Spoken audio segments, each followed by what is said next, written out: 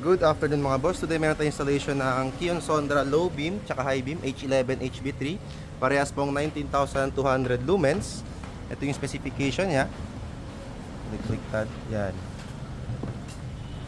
Yan, super white yan. Yan. Tapos naka park lights na super white Kion Sondra rin. Tapos LED, amber lights, signal lights. Yan. Tapos sa likod, ang pina-upgrade dito is yung signal lights din. Yan, amber, sobrang lakas. Tapos yung reverse light, super white na. Para pag nag-reverse po kayo, hindi po kayo mahirapan. Di yun na kailangan i-roll down yung window nyo para makita lang. So ito yung output nya. Sobrang lakas mga boss. Low beam, high beam.